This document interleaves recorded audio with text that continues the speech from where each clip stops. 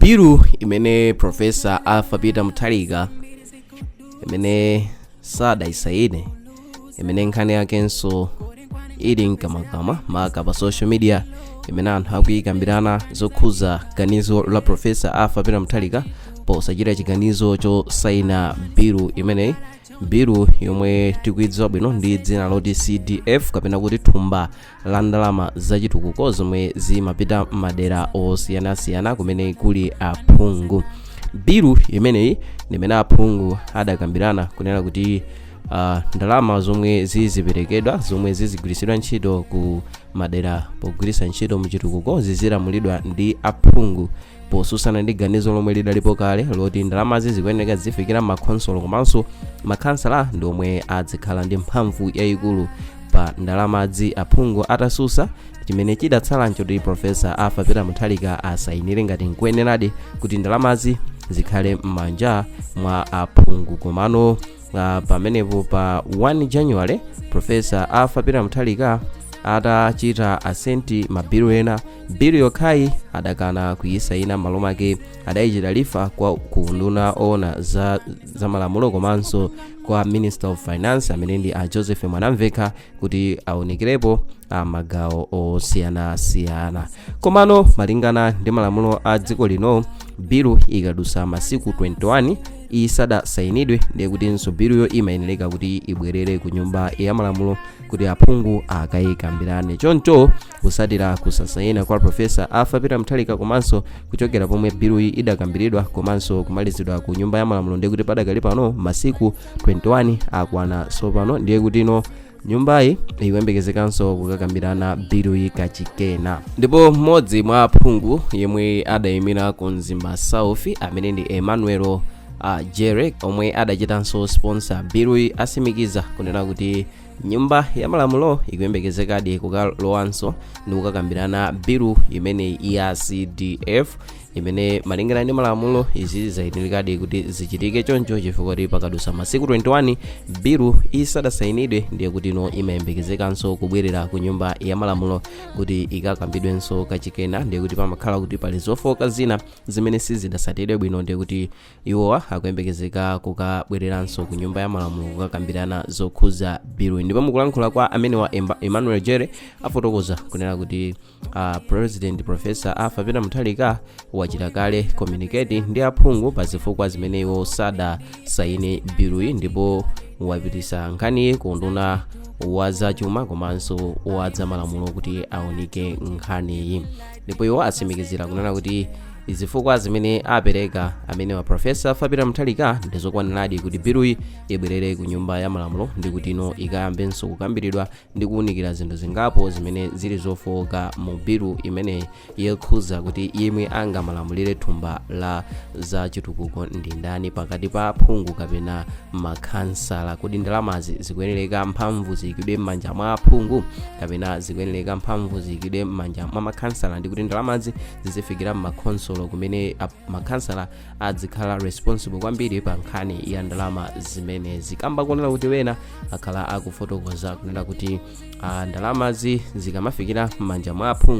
aphungu azipezerapo mwayi osolola ndalamazi ndi kuti ndalamazi sizioneka kagwiridwe kake ntchito malo make ndalama zachitukuko zizingopita m'madzi imene ni misonkho ya Amalawi. So nkhani yomwe tikukamba ndi imeneyo kunena kuti ino nyumba ikamakalowanso ndi kuti akuyembekezeka kukakambirananso zokhuza bilu imeneyi, bilu ya CDF. Ndalama zimene padakali pano tikukamba kuti Profesa Arthur Peter Mutharika adazikweza kuchoka pa 220 million kufika pa 5 billion zimene ni ndalama zochuluka kwambiri zimene ngatidi ndongosolo silingasatidwe ndalamazi zingathenso kupita m'madzi zimenenso ndi zochuluka imene ngakhale great loss ku dziko kamba kuna kuti ndalamazi sizidasamalidwe. Malo mange Profesa Arthur Peter Mutharika bilu isadasaine ndi kuyitumiza kumene takamba kale kuti wayitumiza ku nduna wa zamalamulo komanso ku nduna wa zachuma. Koma ngakhale amenewa Emmanuel Jere akugwirizana ndi ganizoli malingana kuti ni malamulo akufotokoza kuti bilu ibwerere ku nyumba komano pali kusiyana kwa maganizo komwe kulipo kusatira zimene adalankhula mneneri wa chipani cha DPP amene ndi a Shadrack Namalomba ponena kuti ngakhale biluyi ikubwerera ku nyumba ya malamulo komano aphungu omwe ndi a chipani cha DPP sakukachita nawo voti pa bilu imeneyi. Ndipo mukufotokoza kwawo kwa Anamalomba afotokoza kuti sangachite support biluyi kamba konena kuti iwo mbali yawo ndiyodziwikiratu kuti sakufuna kuti biluyi ichite pass ndi kukomera ma MP kuti azilamulira ndalamazi. Iwo ganizo lawo liliponena kuti ndalamazi zizifikira makonsolo ndipo makhansala ndomwe azikhala responsible pa ndalamazi. Choncho ngakhale biluyi ikubwerera ku nyumba ya malamulo iwo sakukatengapo gawo povotera biluyi kuti biluyi ikuyeneka ikhale mbali ya ma MP. Choncho iwo mbali yawo is clear ndipo position yomwe ayima ndiyodziwikiratu, alibe nthawi yokavota uko kumeneko kudali kulankhula kwa Anamalomba momwe alankhulira zokhuza nkhani kunena kuti sakuchita nawo support ganizo loti ma MP azitengapo gawo pa ndalamazi. Ndipo iwo afotokoza kunena kuti ndi chiopsezo chachikulu ndipo izi zichitisa kuti chuma chisamayende bwino mdziko ngati ndalamazi zikhale m'manja mwa ma MP. Malingana ndi kulankhula kwa Anamalomba zikuoneseratu kuti ngakhale biluyi ikalowe mu nyumba ya malamulo komano pakakhala ma challenges angapo kamba kunena kuti majority ya ma MP imenenso ndi ya chipani cha DPP sikukatenga nawo gawo pochita voti pa nkhani yokhuza kuti biluyi ikomere ndani, chifukwa kuti iwo akuti mbali yawo ndiyodziwikiratu kuti iwo sakuyima nawo paganizo lochita support ma MP. Choncho ndalamazi zikuyeneka zipite ku consolo zizilamulidwa ndi ma councillors kuti no chitukuko chizichitika bwino osati monga zimakhalira mbuyo mukamba kuti mbuyomu palibe ma progress amene tinali nawo chifukwa choti ma MP amasolola ndalamazi ndi kumaba ndi kumachitira zinthu zosayenera. Choncho padakali pano nthawi yopanga masewera palibe ndipo iwo sakuchita support ganizo limeneli. So lamulo limene limalola kuti ino bilu ibwerere ku nyumba ngati isadasayinidwe likuchokera pa section 73 imene imafotokoza zokhuza zimenezi kuti ino pakutha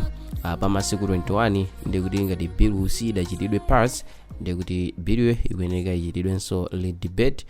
ndikuti bilu ikachite pass by a majority after president kukana kusayinira. So malingana ndi kulankhula kwa DPP kumene afotokoza kuti iwo akukana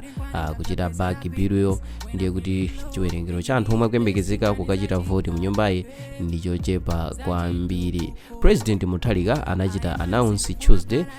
kunena kuti biluyi sakuyisayina malo make akuichita lifa ku nduna wa za chuma komanso ku nkhani yozoona za malamulo. Ndipo kulankhula kwa anthu osiyanasiyana monga HRDC agwirizana ndi ganizo la President Mutharika pokana